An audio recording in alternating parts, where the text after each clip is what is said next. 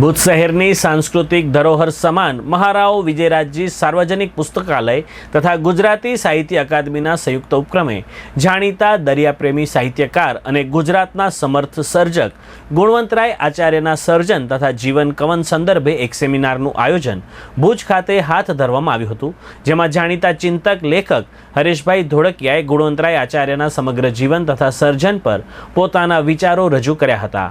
આ કાર્યક્રમનો પ્રારંભ સામાજિક અગ્રણી જોરાવરસિંહ રાઠોડ, અજીતભાઈ માનસત્તા, ઉપેન્દ્રભાઈ ઉપાધ્યાય, સંજય ઠાકર, જયેન્દ્રસિંહ જાદવ, નરેશ અંતાણી, ઝવેરલાલ સોનેજીએ દીપ પ્રાગટ્ય કરીને કરાવ્યો હતો। કાર્યક્રમમાં સાહિત્ય રસિકો ઉપસ્થિત રહ્યા હતા। ખાસ કરીને યોજાયેલા આ કાર્યક્રમમાં નરેશભાઈ અંતાણીએ કાર્યક્રમ અંગે ચંચળ ન્યૂઝ સાથે વાત કરતા માહિતી આપી હતી। મારું નામ નરેશ અંતાણી છે।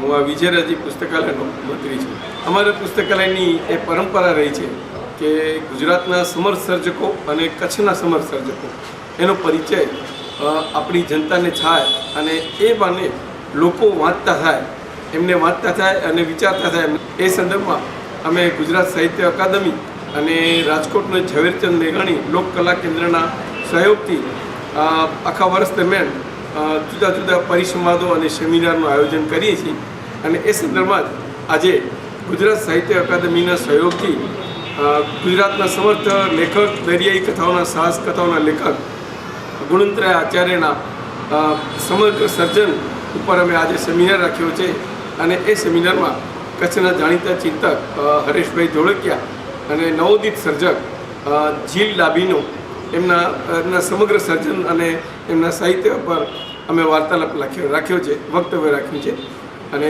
જેનો આજે અમારો એક વધુ મણકો છે।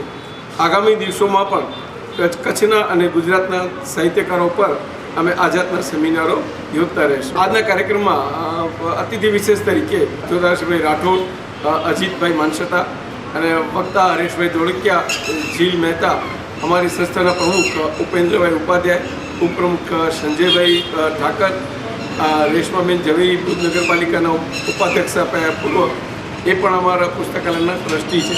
સાથે સાથે અમારા પુસ્તકાલયના તમામ ટ્રસ્ટીઓ અને ભુજ શહેરના અગ્રણી નાગરિકો આ સમારંભમાં ઉપસ્થિત રહ્યા છે।